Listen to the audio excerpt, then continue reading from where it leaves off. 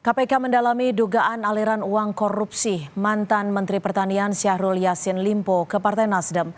Kita akan bahas bersama peneliti ICW, sudah ada Kurnia Ramadana. Selamat sore Mas Kurnia, terima kasih sudah bergabung bersama kami di Kompas Petang. Selamat sore, Assalamualaikum. Waalaikumsalam. Mas Kurnia, menurut perspektif Anda nih, seberapa besar sih kemungkinan uang dugaan korupsi Syahrul Yassin Limpo ini bisa mengalir ke Partai Nasdem?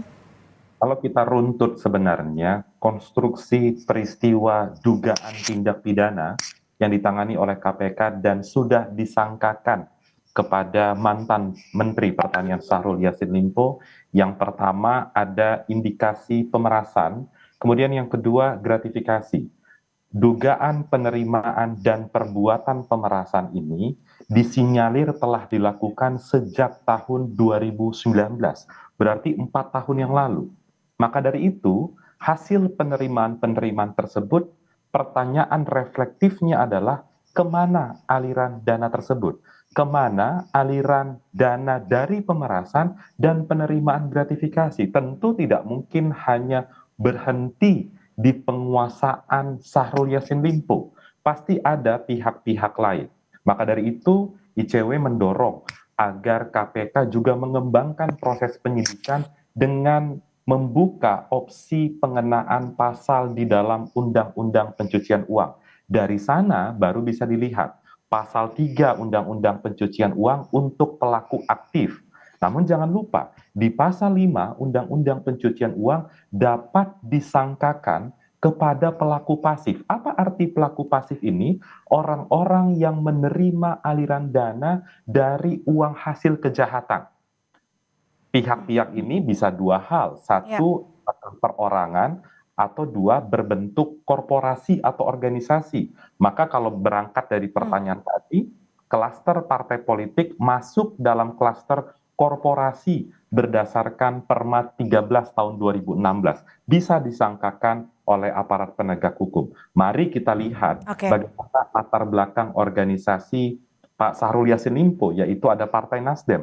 Dan tadi di VT Kompas TV sudah diakui ada aliran dana dari Syahrul Yassin Limpo ke dalam Partai Nasdem. Maka yang harus dilihat adalah satu, apakah dana yang ditransfer itu berasal dari tindak kejahatan, kemudian kedua, apakah ada aliran dana lain untuk membiayai kegiatan-kegiatan partai. Tapi gini Mas Kurnia, ini kan juga sudah diakui bahwa ada sumbangan dari Yassin Limpo untuk bencana. Apakah ini juga bisa ditelisik dan berpotensi untuk melanggar? Lalu bagaimana membedakan ini menjadi bagian sumbangan bencana dari pribadi atau dari aliran dana kejahatan atau korupsi?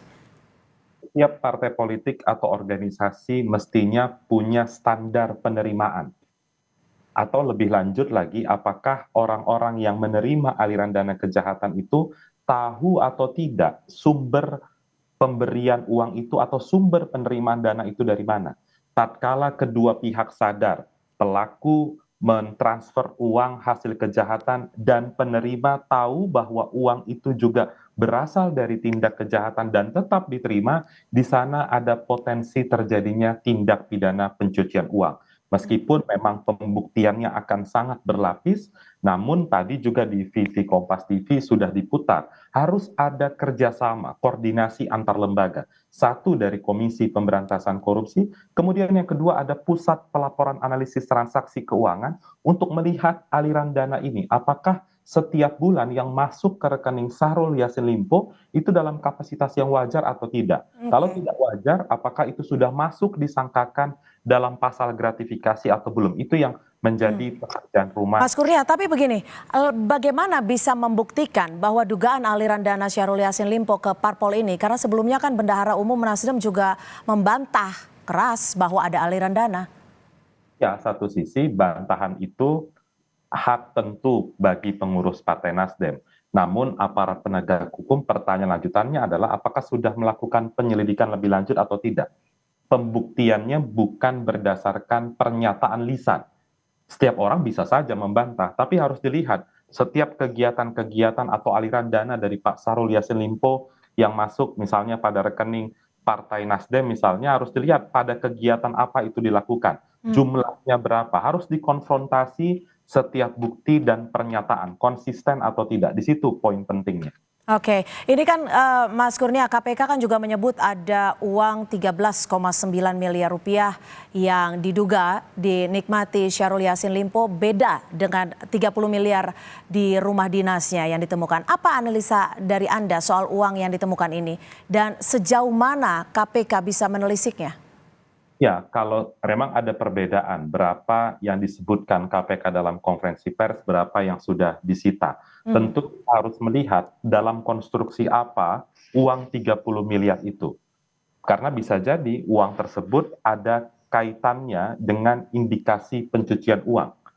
Harta yang diperoleh dari tindak pidana pemerasan, gratifikasi, sudah berjumlah berkali-kali lipat. Itu yang harus dijelaskan oleh KPK. Maka dari itu tidak cukup dengan hanya tindak pidana pemerasan maupun gratifikasi.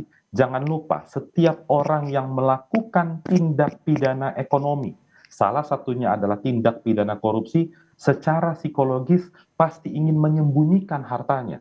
Hmm, Ketika Oke. terjadi tindakan penyembunyian itu atau mengubah bentuk, bahkan sudah melakukan pencucian uang dengan mendapatkan keuntungan tertentu, di sana pelaku bisa dijerat dengan pasal 3 atau pasal 4 Undang-Undang 8 tahun 2010. Baik, kita akan nantikan bersama sejauh mana KPK bisa menelusuri dan juga menelisik terkait dengan kasus ini. Terima kasih Mas Kurnia Ramadana, peneliti dari ICW sudah bergabung bersama kami di Kompas Petang. Selamat sore.